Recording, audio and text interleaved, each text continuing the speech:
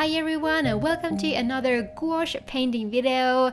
I recently got a request to paint a misty evergreen landscape, so that's what we're gonna attempt to do today. I tried to keep this at least a little bit springy with the style and color choices, but by changing the colors slightly, you could really modify this for any season.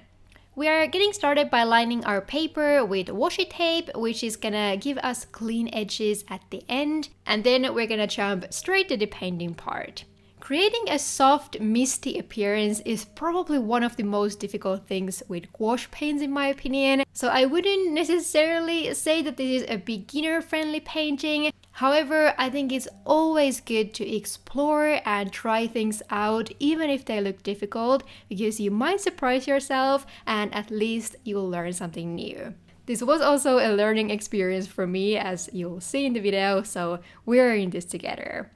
I didn't end up using all the colors I applied to my palette, so I'll write the ones I'm actually using to the screen while we're going, but we are starting from the sky and some grayish blue and violet colors. So the first thing we can do to achieve a misty landscape is to use quite muted colors. I think bright, saturated colors and sharp lines don't really go together with fog or mist, so instead we need some black and white to tone down the other colors. I added some color variation in the sky with the violet and this peachy orange color here, but it will mostly be covered later, so this step is really not that important. You'll see. I also continued painting the background by adding a solid green layer to the ground. Again, this is just the background and we'll add lots of other colors on top of it, so there's no reason to spend too much effort with this part.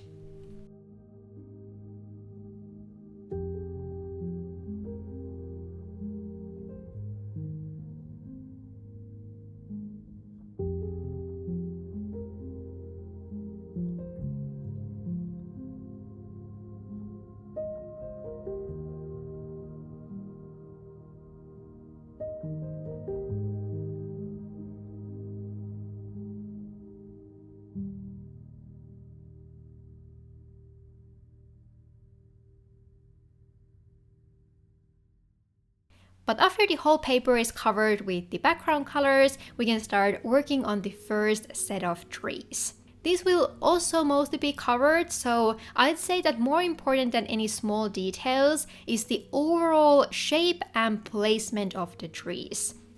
I used this pretty light green color and tried to vary the colors and sizes of these trees slightly. Looking back, I hope I added a little bit more color to the trees in the middle because they didn't really show up in the final image. However, when we have some trees on the paper, we can start adding the mist. I decided to try out this technique where I took some white paint, dipped it in a pretty generous amount of water, and then started to sweep it all across the painting and over the trees we just created. The background needs to be as dry as possible because otherwise the paints are just gonna smudge everywhere. You'll see that happened to me later. But anyway, I thought this first layer actually worked pretty well. It did exactly what I wanted, which was to add this layer of fog or blurriness over the tree shapes. Then I took a small brush and almost removed some of that white layer by going over the tree shapes again, and you'll see how doing this kind of brings them back a little bit and helps to smudge the shapes even further.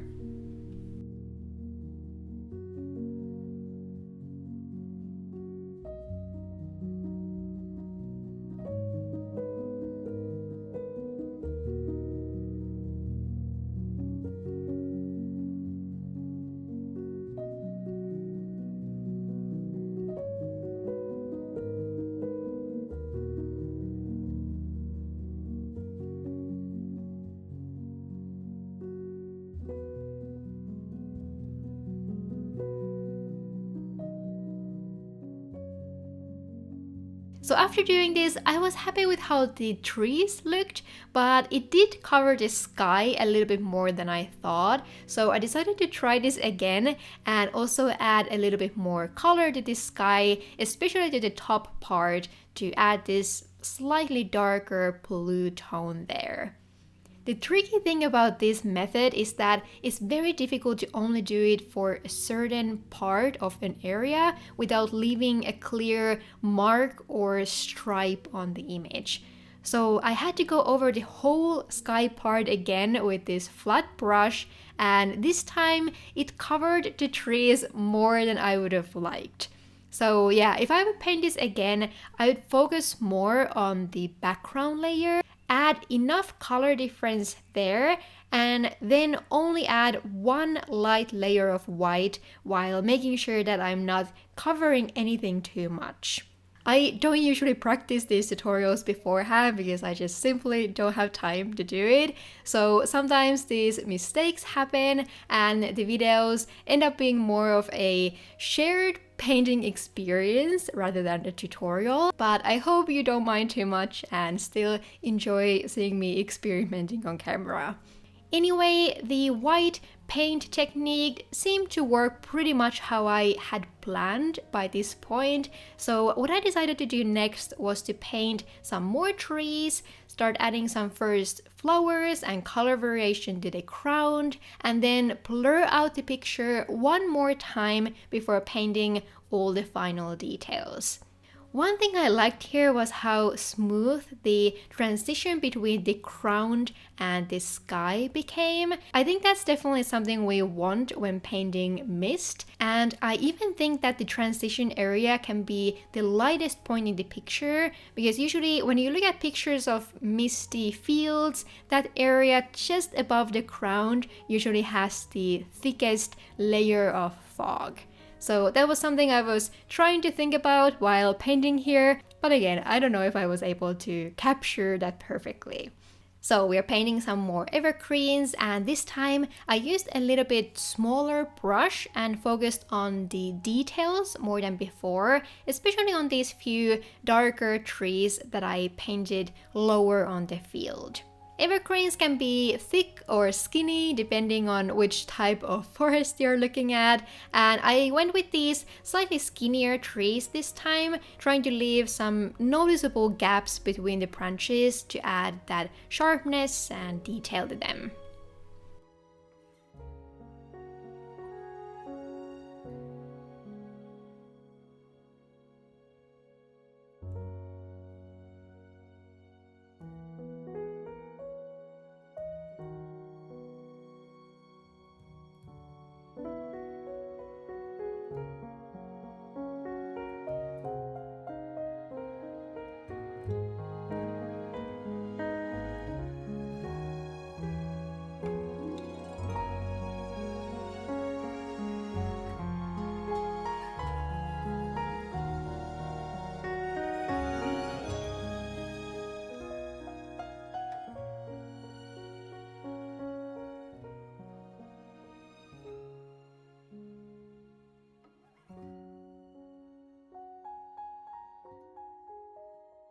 But then after these few trees are done, we can move on to paint the ground part. I started by adding tons of white flowers to the distance, then the middle area will get some lilac flowers, and then I switched back to white when we get to the front part of the painting. Again, my plan was to smooth all of this out, so I wasn't being too careful here. I especially wanted the flowers in the distance to be quite blurry in the final image to again create that appearance of fog also to the ground part. I also added some darker green areas which will help to bring more shape to the ground.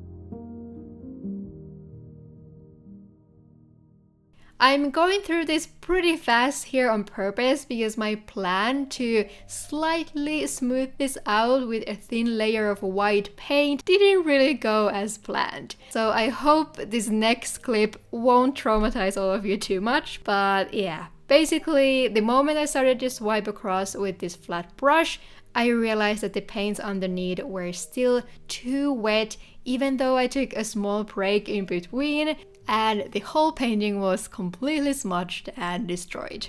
I wasn't too worried about the crown part because that's pretty easy to fix, but what caused a bigger problem were these dark stripes across the sky from the darker evergreens.